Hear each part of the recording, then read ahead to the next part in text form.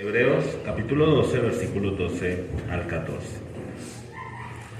Dice la palabra del Señor: por lo cual levantad las manos caídas y las rodillas paralizadas, y haced sendas derechas para vuestros pies, para que lo cojo no se salga del camino, sino que sea sanado. Seguid la paz con todos y la santidad, sin la cual nadie verá al Señor. Vamos a leerlo una vez más. Por lo cual, levantad las manos caídas y las rodillas paralizadas, y haced sendas derechas para vuestros pies, para que lo cojo no se salga del camino, sino que sea sanado. Seguid la paz con todos y la santidad, sin la cual nadie verá al Señor. Vamos a orar. Querido Señor, Dios Todopoderoso, una vez más, querido Señor, nos encomendamos delante de ti para pedirte que tú bendigas nuestras vidas por medio de tu preciosa palabra que vamos a estar considerando a continuación. Yo quiero pedirte que este pasaje hable al corazón de cada uno de nosotros para traer ánimo y fortaleza. También, Señor, para traer dirección, corrección a nuestras vidas, para que por medio de todas estas cosas, Señor, tú sigas obrando en nosotros, completando la obra que has empezado un día cuando nos diste esa fe para confiar en ti con todo nuestro corazón. Y que sabemos que tú no dejas tu obra incompleta, Señor, sino que un día tú la vas a terminar y perfeccionar en ese momento cuando finalmente nos encontremos con nuestro Señor Jesucristo. Entre tanto, Señor, ayúdanos a escuchar tu voz, a confiar en ti, a recibir de ti esas fuerzas que necesitamos para vivir nuestro día a día y a seguir avanzando, Señor, cada día con paciencia, con confianza en nuestro diario andar en comunión contigo. Oramos en el precioso nombre de Jesús. Amén. Muy bien. La semana pasada estuvimos hablando de la segunda parte del tema, la disciplina del Señor, ¿verdad? Y finalizamos allí con este tema. Básicamente decíamos que Dios nos ha recibido a nosotros como sus hijos. Y uno de los propósitos que Dios tiene al recibirnos a nosotros como sus hijos es que nosotros podamos ser partícipes de su santidad.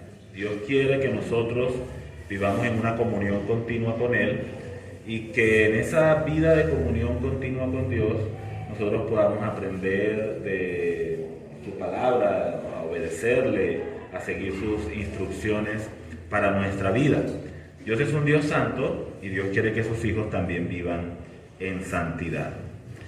Decía que cuando Dios, usando esa imagen de un agricultor, cuando Dios siembra su santidad en nosotros, tiene que arar la tierra, ¿cierto? A veces eso duele cuando Dios siembra su santidad en nuestros corazones, pero también en el momento en que la cosecha viene, es una cosecha, decía la palabra, es un fruto apacible de justicia.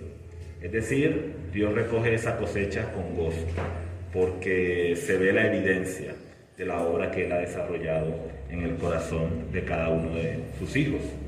En el tiempo presente la disciplina no parece ser causa de gozo, sino de tristeza, pero después produce un fruto agradable a todos los que son entrenados en esa disciplina.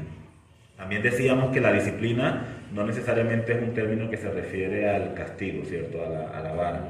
La disciplina incluye instrucción, enseñanza, colocar límites claros y establecidos para que los hijos de Dios andemos dentro de esos límites, y cuando de manera testaruda los hijos de Dios nos salimos de esos límites, entonces Dios nos corrige. Y la razón por la que Dios nos corrige es porque nos ama, porque Dios no desea que nosotros nos perdamos, ¿cierto?, en el pecado, profundicemos en esa vida de pecado trayendo destrucción a nuestras vidas. En algunos días anteriores al tema de la disciplina también estábamos hablando acerca de la ilustración de una carrera, que todos los creyentes estamos corriendo la carrera de la fe, y en esa carrera tenemos muchos testigos a nuestro alrededor, personas a las cuales nosotros podemos observar, porque ellos corrieron la carrera antes que nosotros, y nosotros podemos fijarnos en ellos para imitarlos, para seguir el ejemplo que estos hombres presentaron para cada uno de nosotros en diferentes áreas y momentos de su vida. Pero también veíamos que hay un autor y consumador de la fe. Es el líder de la competencia, el que va delante de todos, quien vivió por la fe y lo hizo de una manera perfecta. Y ese autor y consumador de la fe es nada más y nada menos que nuestro Señor Jesucristo. Todos los creyentes corremos esta carrera de la fe con la mirada puesta en Jesús, para hacer lo que Él hizo, para correr de la manera que Él corrió, para mirar e imitar su ejemplo constantemente en nuestras vidas. Pero Él no solamente es el autor y consumador de la fe en el sentido de que Él está delante de nosotros, sino que también Él es el que inicia esa carrera de fe en cada uno de nosotros, porque la carrera empieza cuando ponemos nuestra confianza en Jesucristo y la carrera termina cuando llegamos a la meta. Y hemos dicho en varias oportunidades que la meta de esta competencia es ser como Jesús, ser plenamente como Jesús. Vamos corriendo la carrera, vamos avanzando, vamos viendo a Jesús, vamos imitándole, Él nos toma de la mano, nos da fuerzas para seguir adelante cuando las fuerzas faltan y finalmente nos lleva a la meta, a cumplir la meta completa que Dios tiene para esta carrera de fe con cada uno de nosotros. Después de hablar este tema de la disciplina, como que esa ilustración acerca de la carrera como que se pausó por un momentito, ¿cierto? Veníamos hablando de la carrera, después entró el tema de la disciplina y pareciera que no tuviera una conexión una cosa con la otra, pero en realidad la disciplina es necesaria para correr bien la carrera de la fe. Dios nos está entrenando, mientras vamos avanzando, Dios nos está entrenando para que corramos bien la carrera de la fe. Veíamos que la disciplina es dolorosa y como la disciplina del Señor es dolorosa puede llegar a tener la tendencia en el corazón de nosotros los seres humanos, la tendencia de desanimarnos, puede llegar a tener la tendencia de que, como nos corregía la palabra, lleguemos a menospreciar la disciplina de Dios o a no darle el valor que la disciplina de Dios tiene en nuestras vidas. No ver a Dios con gratitud, como ese Dios que por amor nos está poniendo límites saludables, que por amor nos está corrigiendo, sino que en el corazón podemos llegar a desanimarnos, a rechazar esa disciplina que estamos recibiendo de parte del Señor. Y recordemos, no es solamente castigo, ¿cierto? Momentos difíciles que vivimos, pero es porque Dios nos está entrenando para que corramos bien. Mediante ese entrenamiento, Dios está enseñándonos cómo es que debemos comportarnos en la carrera. Dios está quitando de nuestra vida cosas que nos estorban. Recuerden que el pasaje que leímos, los versículos 1 y 2 de Hebreos 12 decía, quítense todo peso de pecado que les asedia. Y ahí tenemos cada uno de nosotros una responsabilidad importante a quitarnos el peso del pecado que nos asedia. Pero Dios no nos deja solos a nosotros en esa tarea. Dios también está obrando en cada uno de nosotros para quitar todo lo que sobra, para quitar todo lo que estorba y para que nosotros podamos correr con libertad, con la mirada puesta en Jesucristo, esta carrera de la fe que tenemos. Pero decía que igual pueden llegar momentos a nuestra vida en que nos desanimamos y tendemos a preguntarle a Dios, Señor, ¿por qué? Que yo creo que esa es una pregunta válida, no es una mala pregunta, dependiendo de la actitud con la que nosotros lo hagamos.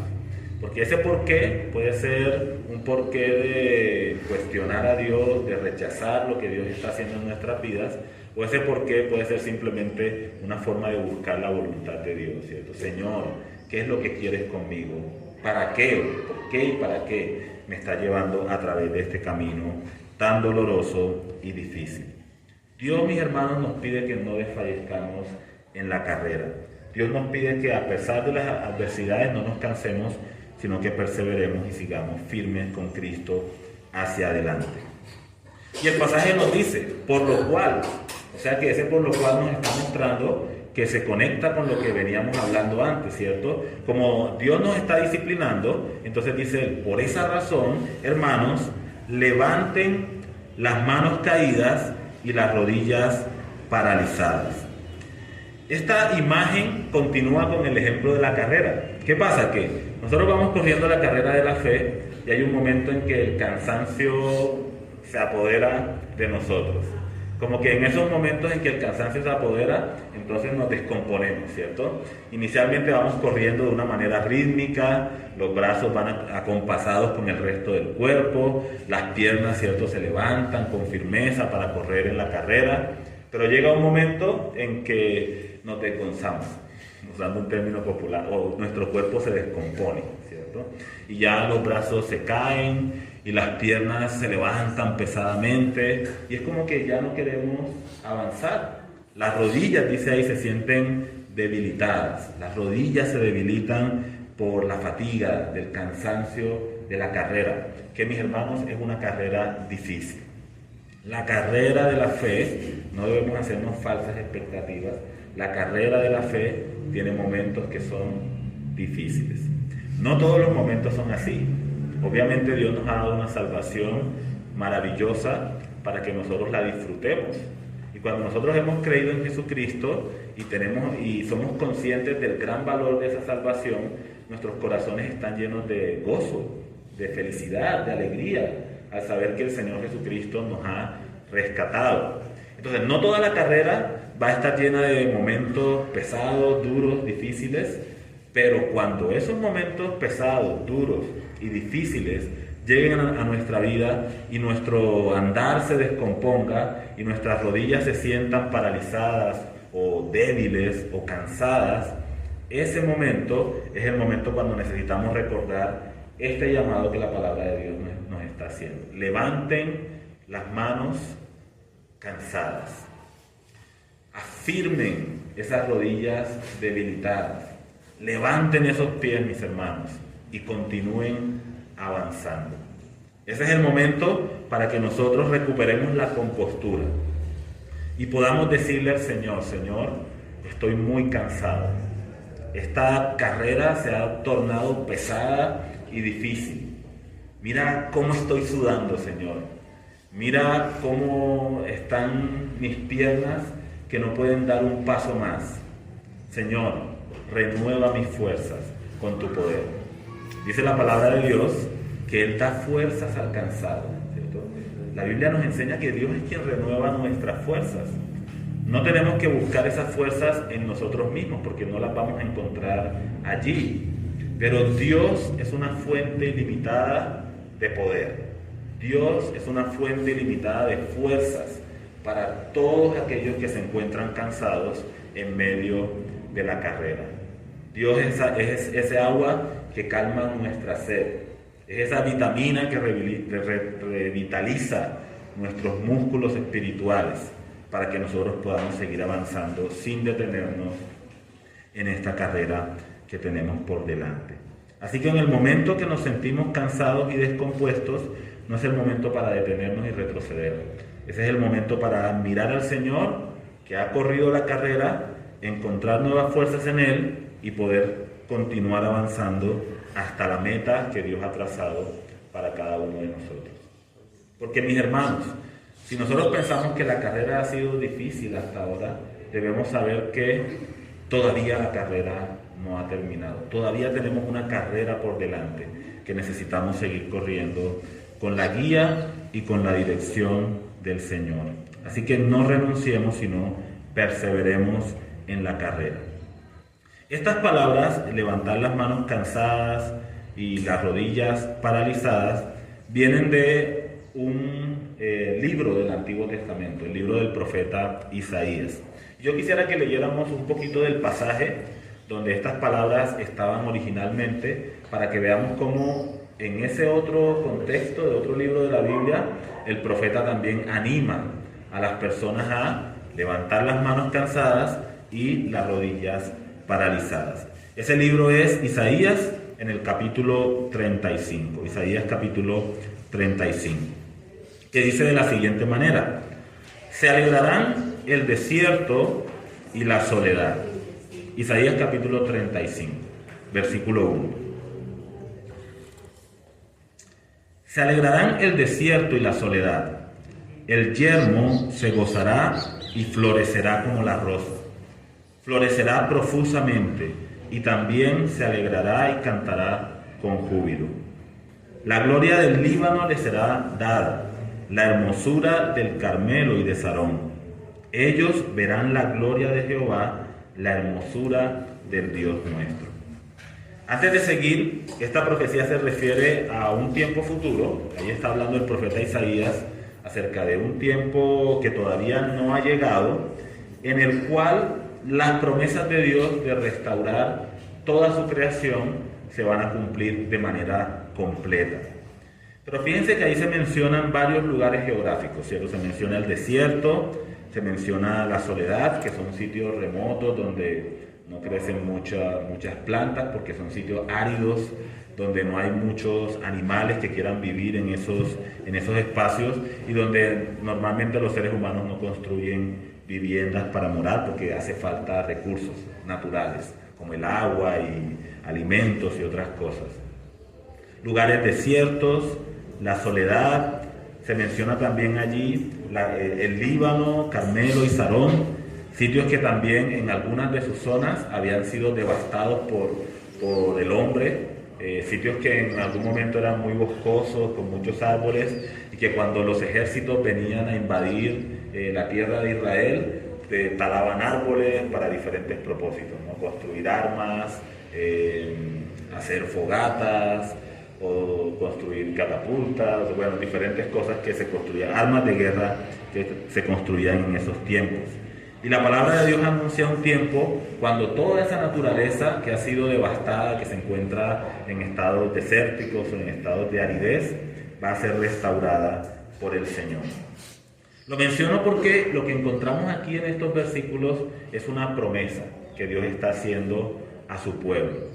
Una promesa que Él le hace a un pueblo que se siente cansado, un pueblo que se siente agotado por la disciplina que Dios había traído también para sus vidas. Es el pueblo de Israel que, como sabemos, en un tiempo de su vida pecó contra el Señor y Dios permitió que ejércitos de pueblos o de naciones vecinas vinieran a invadir la tierra de Israel. Un israelita que veía la desolación en medio de su pueblo sentía el corazón acongojado. Pero Dios habla al corazón de esas personas y les dice, miren, Dios va a restaurar todas estas cosas. Un día el desierto y la soledad van a florecer. Y van a florecer, dice allí, profusamente. Van a florecer tanto, van a reverdecer tanto, que incluso parecerá como que estuvieran cantando de alegría. Como si los desiertos se convirtieran en bosques y esos árboles estuvieran alabando a Dios por haberles devuelto la vida, por haberlos revitalizado, por haberlos reverdecido. Esos árboles, esas flores que van a reverdecer, que van a florecer, van a cantar con júbilo.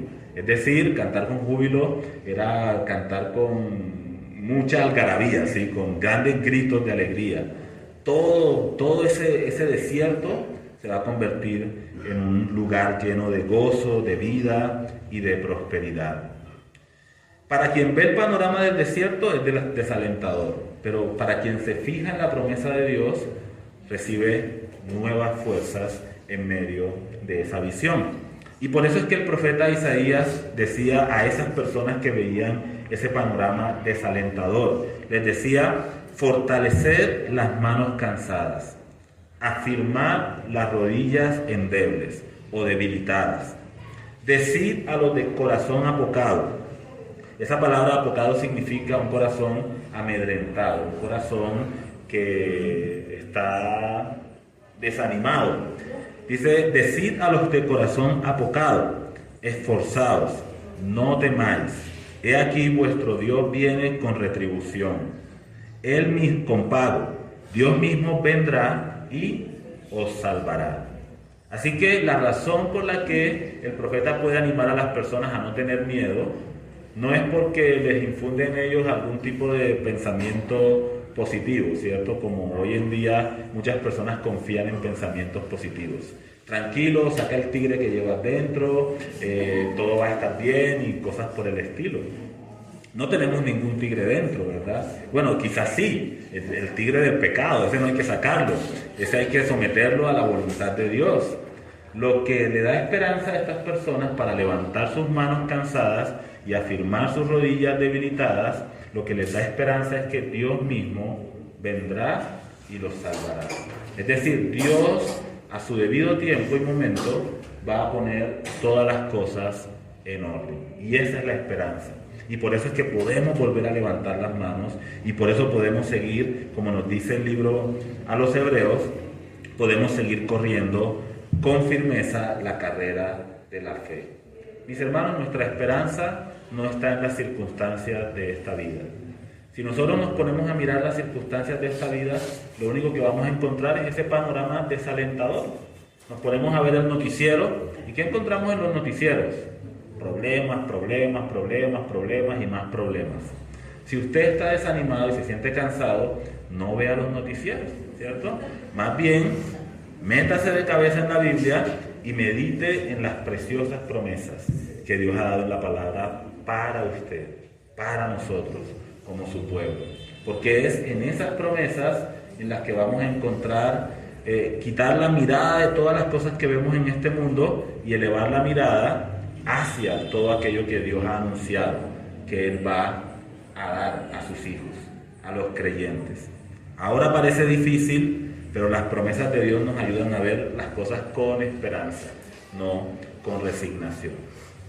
Sigue diciendo el pasaje: hagan sendas derechas para vuestros pies. Adicionalmente, en ese ejercicio de seguir adelante en la carrera de la fe, el autor de Hebreos hace una invitación a que nosotros hagamos sendas derechas para nuestros pies, sendas rectas. Una senda recta tiene que ver con un camino de justicia, de verdad, de santidad, ¿cierto? Esa es la senda que Él ha trazado para nosotros. Este pasaje también el autor de Hebreos lo tomó del Antiguo Testamento. Y quiero leerlo para que veamos un poquito el contexto más amplio del pasaje y podamos sacar algunas enseñanzas de ahí. Este pasaje se encuentra en Proverbios capítulo 4, versículos 26 al 27. Proverbios capítulo 4, versículos 26 al 27. Dice la palabra del Señor: examina la senda de tus pies, y todos tus caminos sean rectos. No te desvíes a la derecha ni a la izquierda. Aparta tu pie del mal. ¿Cómo nosotros podemos hacer una senda derecha para nuestros pies? Fíjense que aquí la palabra de Dios nos está entregando a nosotros esa responsabilidad. ¿Sí? Dios ha trazado una carrera, un camino para nosotros, y eso lo ha hecho el Señor. Pero aquí en el pasaje, la Biblia nos está invitando a cada uno de nosotros a tomar la decisión de hacer una senda derecha para nuestros pies. Y esa senda derecha va a tener un impacto también sobre la vida de las personas que están a nuestro alrededor. ¿Cómo hacemos una senda derecha para nuestros pies? Primero dice Proverbios: examina la senda de tus pies. Implica que nosotros debemos reflexionar y meditar en nuestros caminos. Es necesario que lo hagamos. De otra manera, ¿cómo vamos a determinar o vamos a saber que en realidad estamos andando por una senda derecha si no tomamos un momento para reflexionar y considerar qué es lo que estamos haciendo, cómo estamos andando, qué pasos estamos dando en nuestra vida? La palabra de Dios nos llama a una reflexión y meditación profunda. Pero ¿saben? Esa reflexión, esa meditación tiene que ser hecha a la luz de la palabra de Dios. No puede ser una reflexión o meditación basada en nuestros pensamientos o en nuestras opiniones. Dice la palabra de Dios: no te fíes de tu propia prudencia, teme al Señor y apártate del mal. Esa reflexión y meditación de la manera como nosotros estamos andando en nuestra vida tiene que ser hecha a la luz de la palabra, porque la palabra es como ¿cómo se dice? La plomada, ¿sí? Que permite medir todo de una manera recta. Si la senda por la que yo estoy andando, aunque a mí me parezca la senda más bonita y maravillosa del mundo, si esa senda por la que yo estoy andando no se ajusta a lo que la palabra de Dios dice y enseña, no es una senda recta, porque el único que tiene la autoridad para decir lo que es correcto y lo que no lo es el Señor. Cuando los seres humanos asumimos para nosotros mismos la autoridad de determinar lo que es bueno y lo que es malo, cometemos errores desastrosos. Pero cuando nosotros ponemos nuestra mirada en la palabra de Dios, allí vamos a encontrar la senda derecha por la cual nuestros pies deben conducirse. Así que examina, es el primer llamado que la palabra de Dios nos hace. Y examínalo a la luz de la palabra de Dios. No a la luz de los libros, de los pensamientos humanos, de las filosofías de este mundo. Examínalo a la luz de la palabra de Dios, porque ahí vas a encontrar la directriz que necesitamos para esa senda derecha en nuestras vidas. Dice aquí también en Proverbios capítulo 4, 26, y todos tus caminos sean rectos. Cuando nosotros estamos andando por ese camino y nos damos cuenta de que nos estamos desviando de ese camino, por las razones que sean, por descuido, por cansancio, porque a veces cuando nuestras manos están cansadas y las rodillas están debilitadas, como que el corredor tiende a desviarse un poco del camino, ¿verdad? Entonces, por las razones que sean, si yo me doy cuenta, o más bien el Espíritu de Dios me muestra a través de su palabra que yo estoy andando por un camino que no es recto, lo que debo hacer es enderezar, ¿cierto? Enderezar el rumbo una vez más de mi vida. Hay una ilustración que escuché alguna vez a un predicador que decía que nosotros los cristianos somos como un cohete autodirigido, ¿sí? Ese cohete es lanzado desde un punto para impactar en otro y hacer kaboom. Y mientras ese cohete va volando hacia el punto hacia donde se dirige, continuamente está recalculando su posición. ¿Qué pasa? Que el cohete sale y empieza a elevarse, pero hay muchas cosas en el camino que pueden ir desviando al cohete de su posición, especialmente el viento, ¿sí? El viento ejerce una cierta presión y el cohete puede ir desviándose un poquito, pero el sistema, la programación que tiene, los sensores que tiene, le ayudan a identificar. No, está desviando de la ruta y recalcula la posición hacia allá. Y nuevamente el viento lo empuja hacia un lado, pero recalcula la posición hacia allá. Y el viento lo vuelve a empujar o lo que sea y recalcula la posición y hacia allá. Esa es la vida de nosotros como cristianos. Nosotros cada día de nuestra vida estamos recalculando la posición. Porque es posible que en algún momento por pecados personales o decisiones que nosotros tomamos o la presión que de pronto se ejerce sobre nosotros por el viento y otros factores que conocemos a través de la palabra del Señor, nuestros adversarios espirituales, ¿cierto? Nuestra carne, el mundo, Satanás. Entonces nosotros quizá nos tendemos a alejar un poco de ese camino, pero la palabra de Dios dice: no te desvíes a la derecha ni a la izquierda, aparta tu pie del mal. Y nuevamente encarrilamos, recalculamos la posición y seguimos avanzando con la mirada fija en la meta final que el Señor nos ha indicado y nos ha trazado.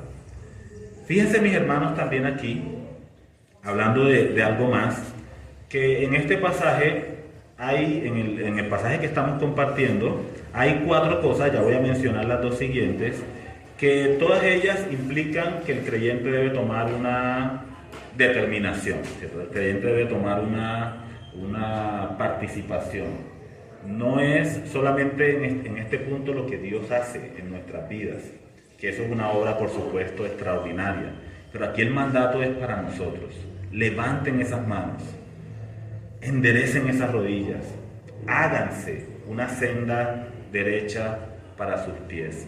Porque debemos recordar, mis hermanos, que la salvación que nosotros tenemos en Jesucristo es una salvación por la fe. Nosotros no hacemos nada para ganar esa salvación.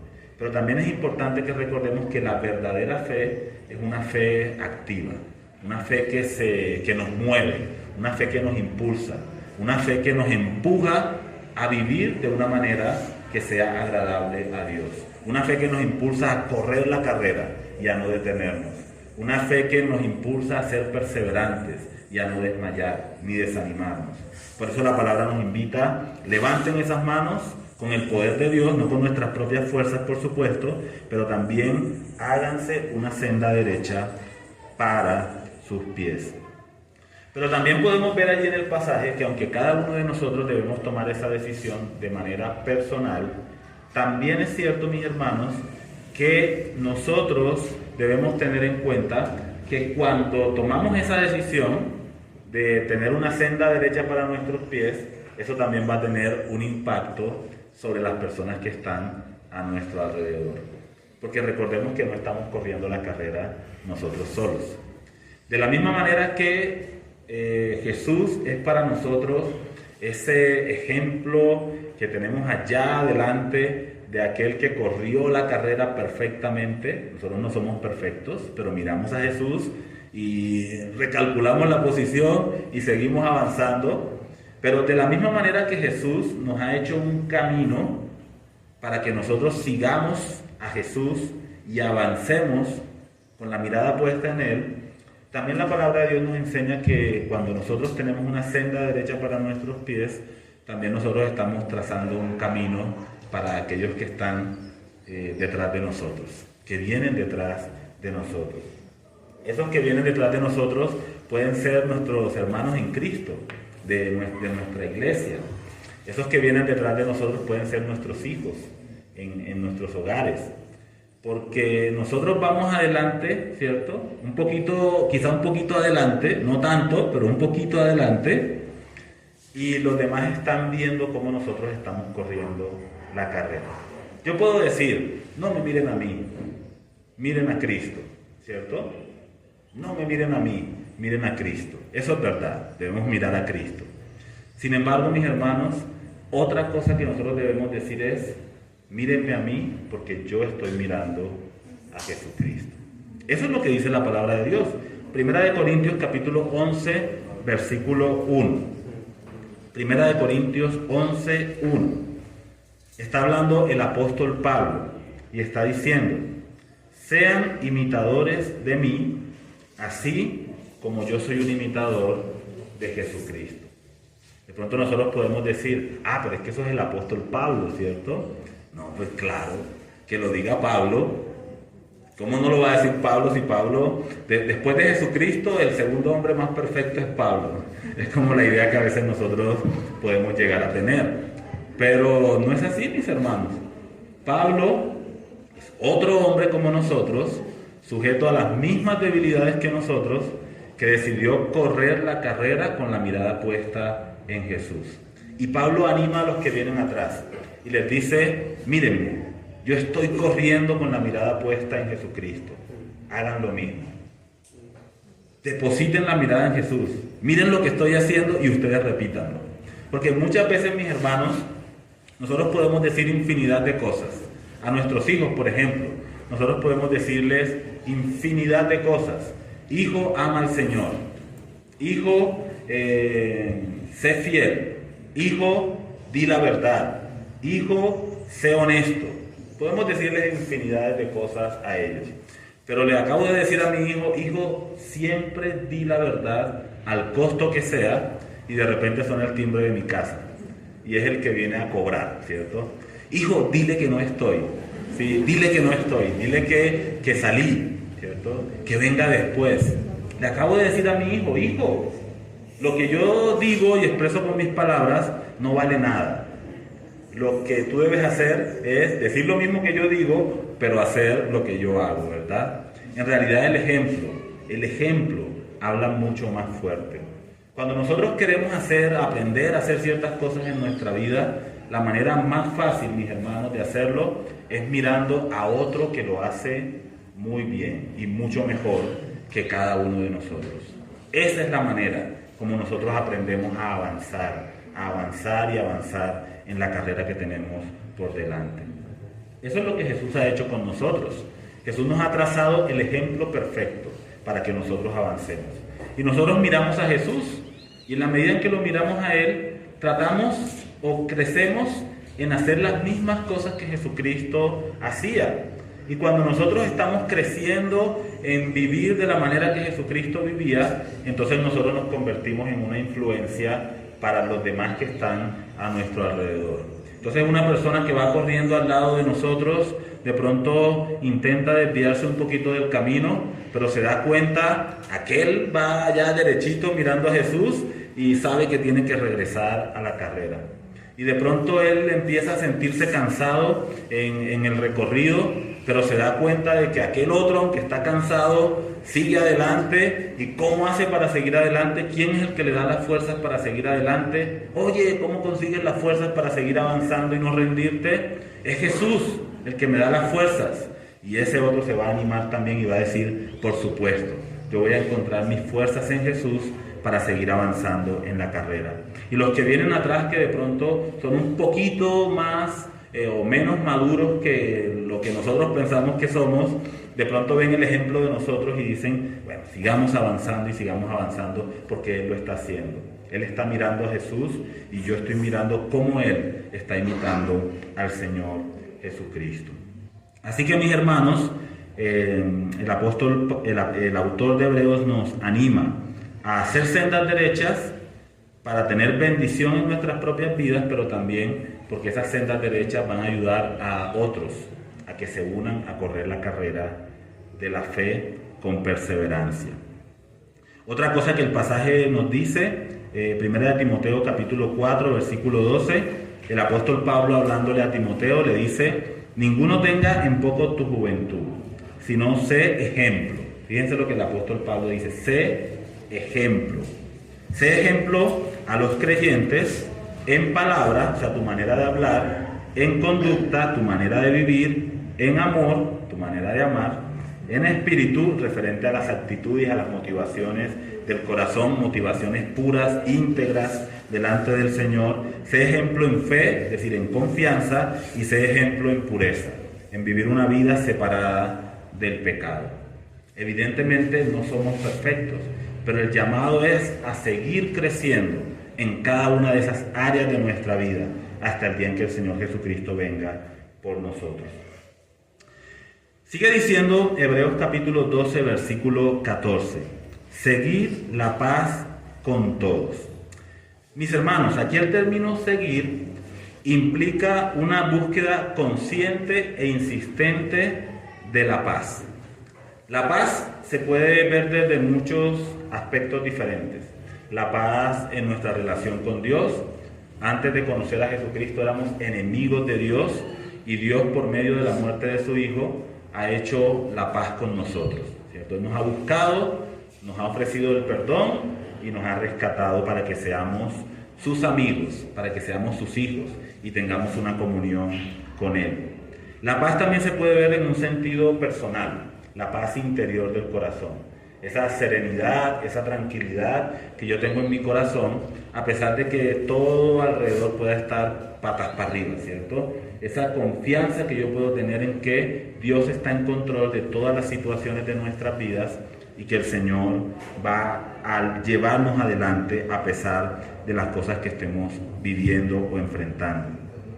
Aunque todos esos sentidos hacen parte de la paz, de lo que es la paz no es ausencia de conflicto, ¿cierto? Sino que la paz es esa serenidad del corazón en el interior. Pero a pesar de todos esos sentidos en que nosotros vemos la paz, el llamado que la palabra de Dios está haciendo aquí es a la paz de la comunidad de los creyentes, ¿sí? A las relaciones que tenemos los unos con los otros. La palabra de Dios dice: vivan en paz los unos con los otros. Hay un salmo que no tengo aquí anotada la cita, pero que dice cuán bueno es y cuán delicioso es cuando los hermanos habitan juntos y en armonía. Dios se regocija en medio de ese ambiente. Y dice la palabra que Dios allí derrama bendición y derrama vida eterna. Pero en la carrera de la fe, como no estamos corriendo solos la carrera de la fe, y como estamos corriendo junto a otros esta carrera de la fe, a veces vamos a encontrar tropiezos incluso con otros creyentes, ¿cierto? Nos vamos a tropezar en el camino e incluso podemos llegar a lastimarnos. Tropiezos que vendrán por diferentes razones, o por diferentes motivos. Desde cosas pequeñitas, desde cosas medianas, hasta de cosas muy, pero muy grandes. Situaciones hay de todos los colores y de todos los sabores. Pero el deber nuestro como creyentes es que nosotros podamos procurar, buscar insistentemente y de manera constante que nosotros podamos buscar el estar en paz con todos. Sin embargo, el estar en paz con todos hasta donde esto sea posible, porque hay ocasiones en que desafortunadamente no lo es. Hay un pasaje de la Biblia que nos lo expresa.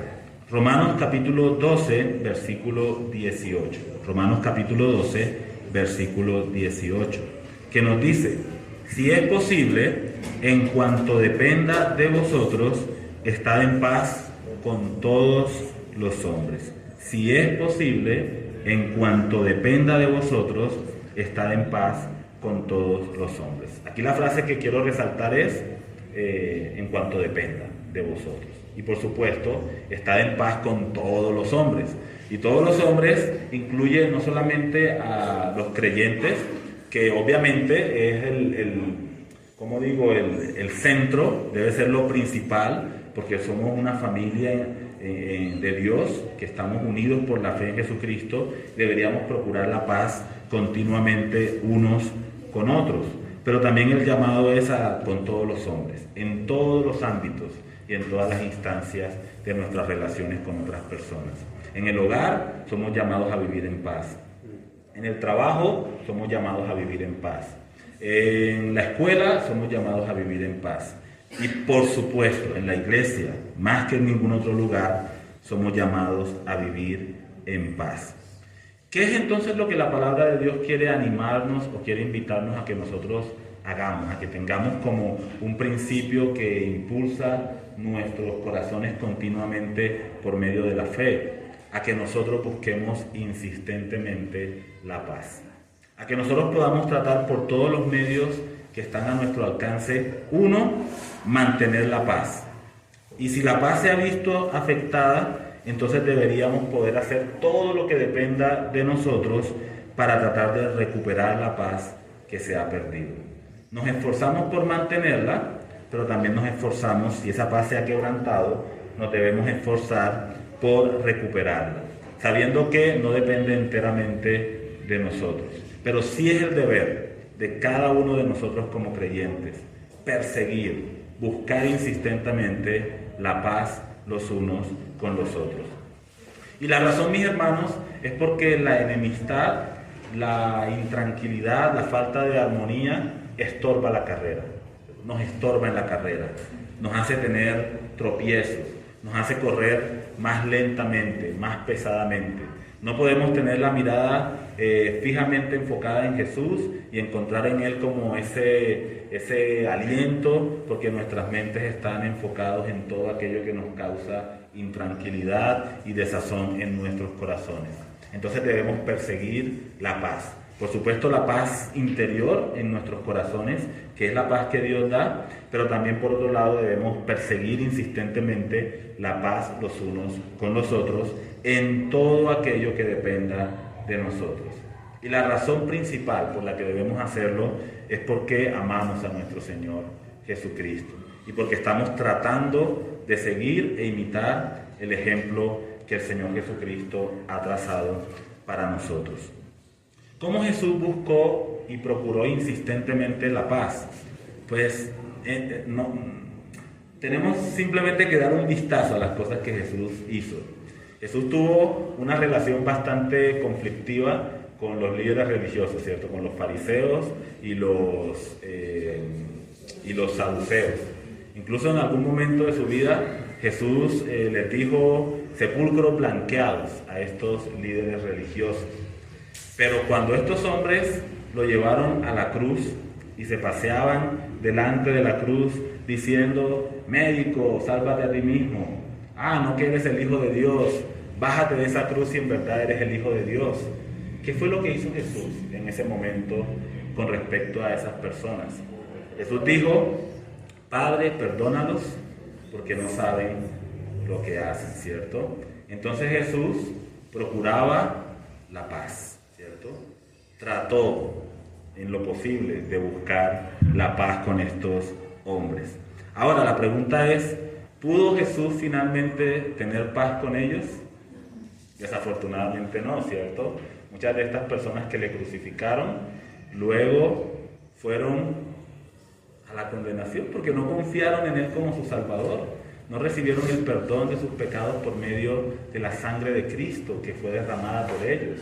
Jesús la ofreció. Entonces, mis hermanos, de la misma manera, nosotros debemos ser personas que buscamos siempre la paz. No debemos ser nosotros los que ofendemos, lastimamos y dañamos a otras personas. Pero si lo hacemos, debemos pedir perdón y buscar la reconciliación. Pero también si somos nosotros los que estamos siendo ofendidos o agraviados, entonces también tenemos nosotros el deber, de acuerdo a la palabra de Dios, de buscar la paz, hasta donde dependa de cada uno de nosotros. Yo sé que cada uno estará pensando, qué difícil es eso, qué difícil es dar ese paso, qué difícil es tomar esa determinación. Yo sé que ustedes lo están pensando porque yo estoy pensando exactamente lo mismo. Pero mis hermanos, si nosotros queremos correr la carrera de la fe, y si nosotros queremos correr la carrera de la fe bien, y si nosotros realmente estamos mirando a Jesús, debemos vivir como Jesús vivió.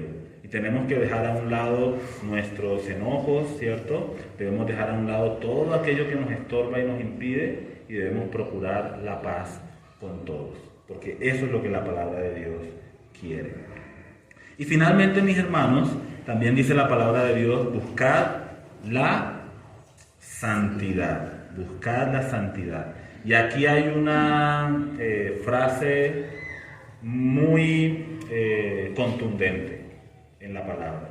Buscar la santidad sin la cual nadie verá a Dios. Esta frase es contundente, mis hermanos. Buscar la santidad sin la cual nadie verá a Dios.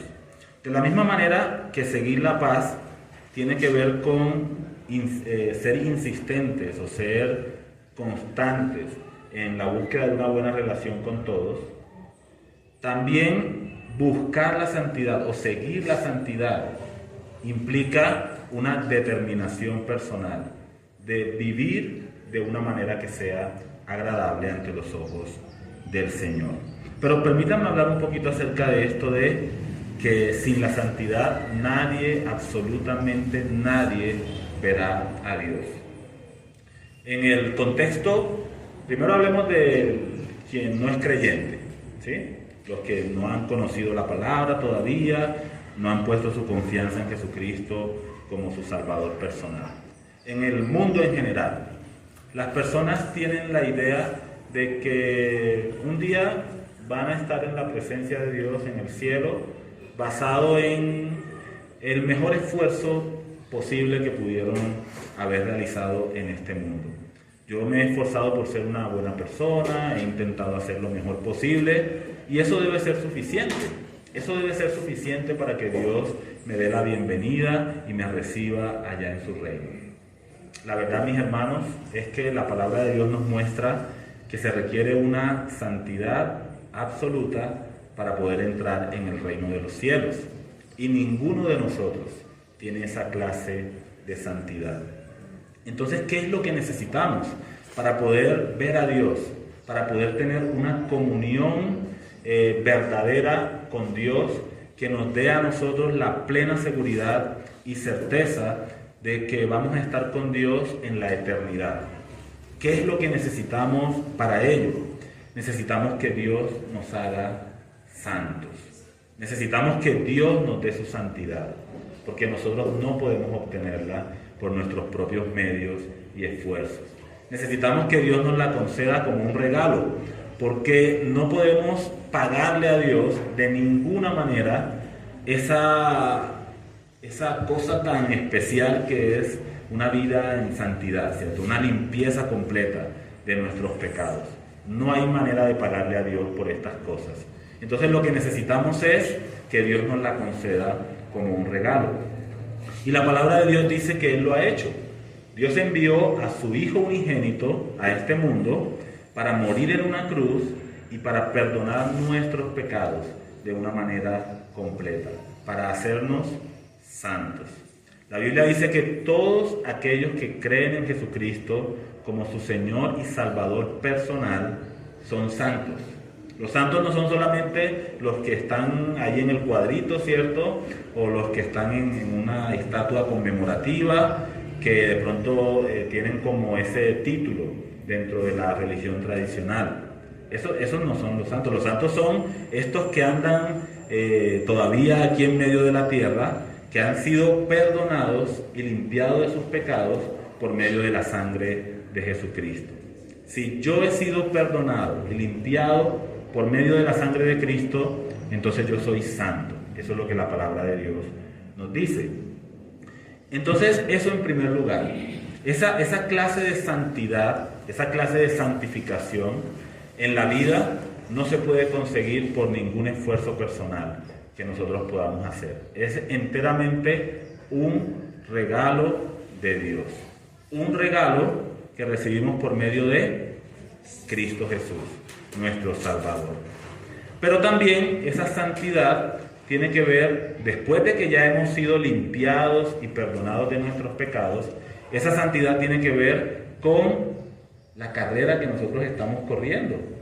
Ya estamos dentro de la carrera, y esta carrera es una carrera de santidad, una carrera en la cual nosotros cada día aprendemos un poquito más a ser como Jesús, el único hombre santo que ha existido.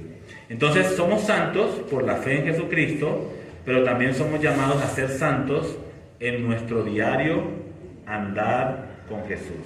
Santos en las decisiones que tomamos.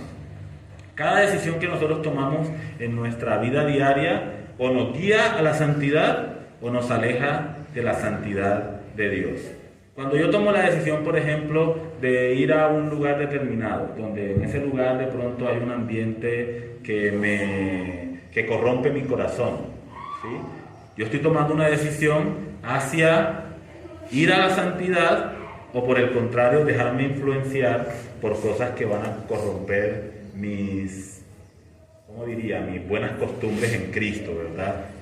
Yo tomo decisiones, por ejemplo, acerca de lo que voy a ver en la televisión. Un programa en la televisión puede ayudarme a crecer en santidad o a vivir en santidad, o por el contrario puede llevarme a corromper mi mente y llenarla de pensamientos que no son honrosos delante del Señor. Cada día nosotros tenemos que estar tomando decisiones y cada día esas decisiones nos impulsan o un poco más cerca de Dios o por el contrario contaminan nuestra vida, nos alejan del Señor. Y por supuesto, esto también tiene que ver con que vivir en santidad es vivir una vida alejada del pecado. ¿Qué es el pecado?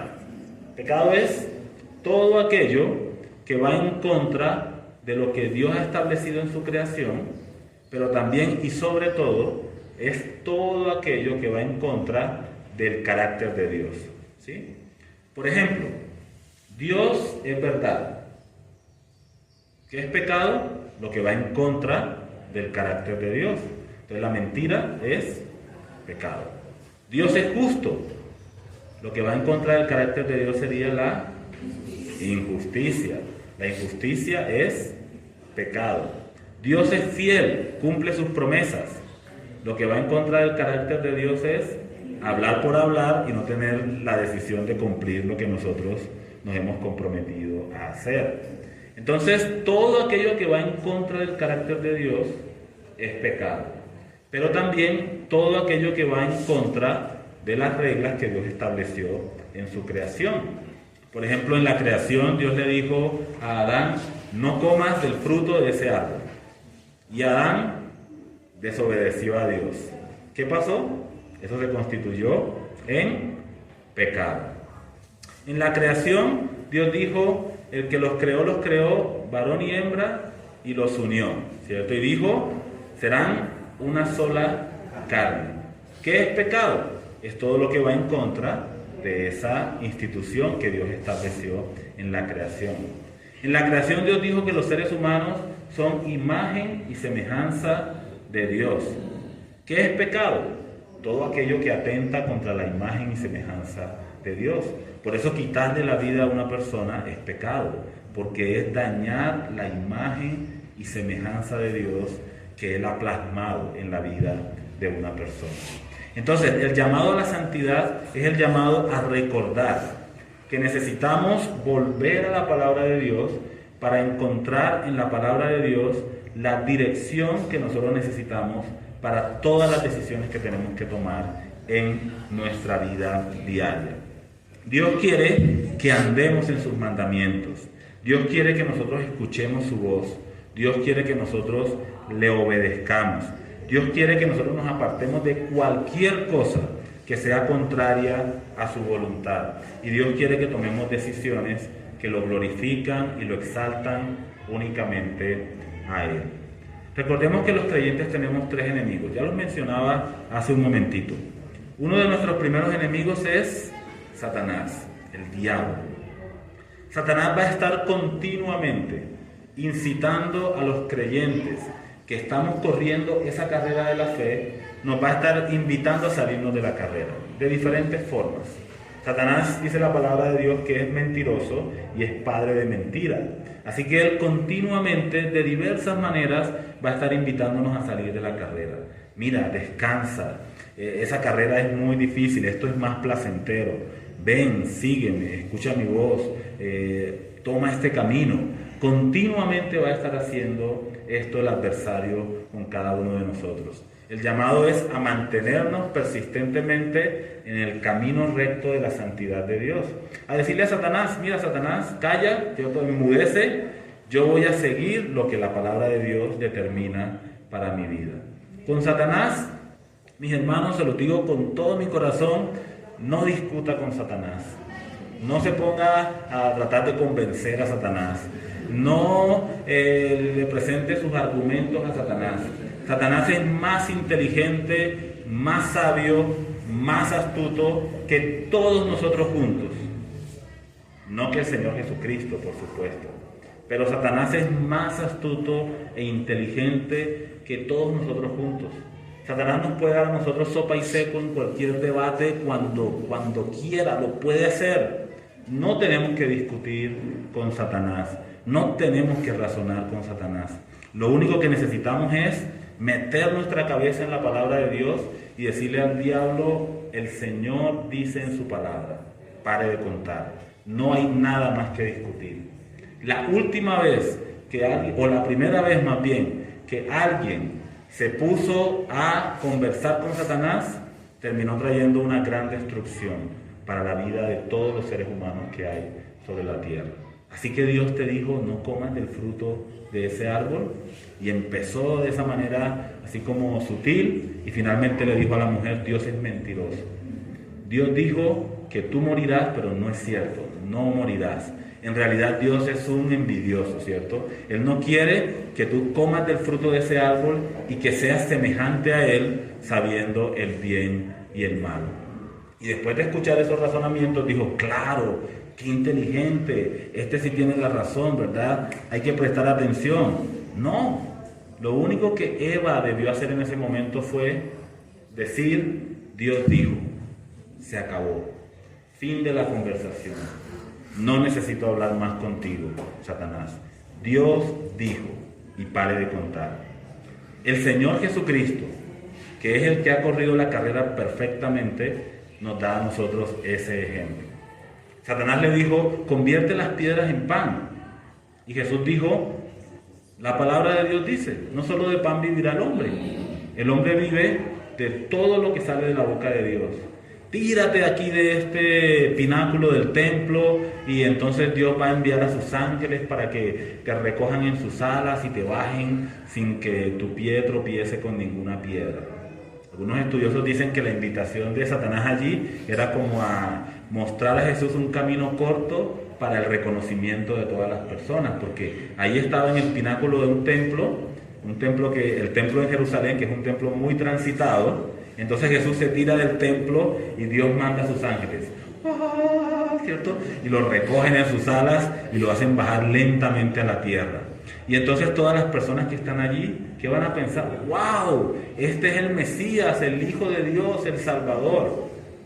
Pero Jesús no necesitaba que Satanás le ayudara con la misión que el Padre le había encomendado. Entonces Jesús dice: Satanás, no tientes al Señor tu Dios. No se pone a discutir y a decirle: bien, y explícame un poco mejor por qué piensas que eso puede ser un buen plan. No, calla. El Señor ha dicho en su palabra: no tentarás al Señor tu Dios. Y pare de contar. Y finalmente le ofreció todos los reinos del mundo, y Jesús le dijo: vete, Satanás, porque solo al Señor tu Dios adorarás y solamente a Él le servirás.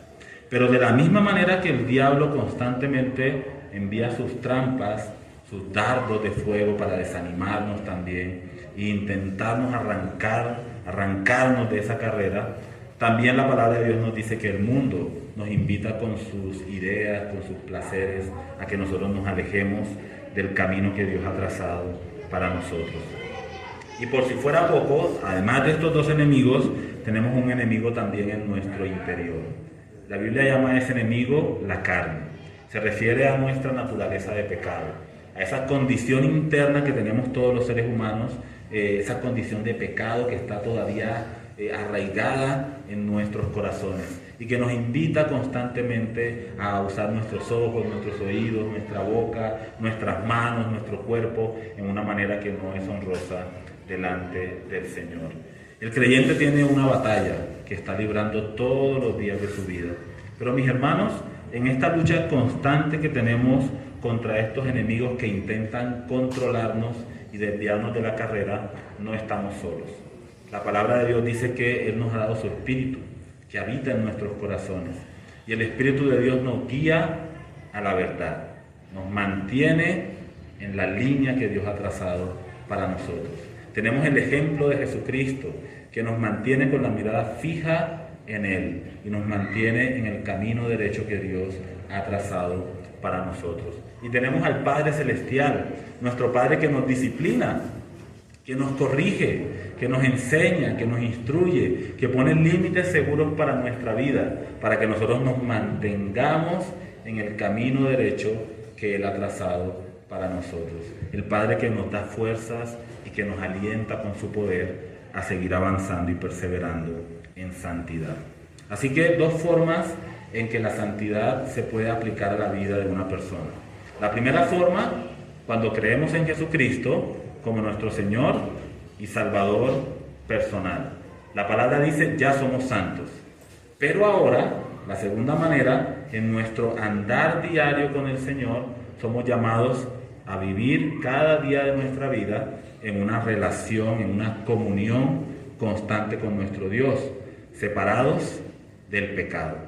Cuando hemos fracasado, cuando hemos tropezado y caído, la palabra de Dios dice que si confesamos nuestros pecados, Él es fiel y justo para perdonarnos nuestros pecados y limpiarnos de toda maldad y volver a restaurar esa comunión con Dios para seguir avanzando firmes en la carrera que tenemos por delante.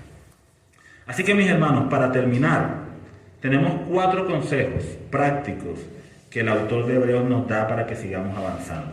El primero de ellos: levanten las manos caídas, enderecen esas rodillas debilitadas, no se rindan, mediten en las promesas de Dios, pídanle a Dios que les dé sus fuerzas y sigan corriendo con paciencia. La segunda cosa que vimos es: hagan sendas derechas para sus pies.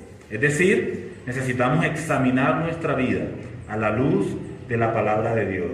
Y si la palabra de Dios nos revela que estamos andando de alguna manera que no es conforme a las enseñanzas de la palabra de Dios, entonces necesitamos volver a enderezar el camino, tantas veces como sea necesario, como ese misil, ¿cierto?, autodirigido, recalculando la posición una y otra vez. La tercera cosa que vimos: buscar la paz, es decir, hacer todo lo posible, todo lo que esté a nuestro alcance para estar en paz unos con otros, porque es allí donde Dios derrama sus infinitas bendiciones, cuando los hermanos habitan juntos y en armonía. Y finalmente, busquemos la santidad. Y por eso quiero hacer una invitación. Si alguna de las personas que está hoy aquí dice, yo todavía no considero que soy santo, porque no he puesto mi confianza en Jesucristo como mi Señor y Salvador personal. Amigos, lo único que necesitamos hacer es reconocer que Jesucristo pagó el precio por nuestros pecados, que somos pecadores y que necesitamos el perdón de nuestros pecados en nuestra vida. Es decirle al Señor Jesucristo con sinceridad y humildad de nuestro corazón, yo reconozco que soy pecador y necesito que tú perdones mis pecados y que me concedas el regalo de la vida eterna, que me limpies para siempre. Y la palabra de Dios dice que cuando creemos en Jesucristo sinceramente, entonces Dios nos limpia y nos santifica para la eternidad, para que nosotros podamos vivir con Él por los siglos de los siglos. Pero también para aquellos que ya hemos puesto nuestra confianza en Jesús, mis hermanos, Dios quiere que vivamos en santidad. Dios quiere que vivamos en santidad cada día de nuestra vida. Mis hermanos, Jesucristo no derramó su sangre preciosa en la cruz del Calvario para que nosotros nos tomemos el pecado a la ligera. Jesucristo no derramó su sangre en la cruz del Calvario para que nosotros ahora digamos, como Dios me perdonó, ahora yo puedo hacer todo lo que quiera, que no pasa absolutamente nada. Cristo no derramó su sangre en la cruz del Calvario para que nosotros vivamos pegados al pecado, amañados al pecado, amando al pecado. Cristo derramó su sangre en la cruz del Calvario para limpiarnos y separarnos del pecado para siempre. Y si nosotros somos hijos de Dios, somos llamados a cada día de nuestra vida esforzarnos por vivir en santidad, en obediencia a la palabra del Señor. Oramos.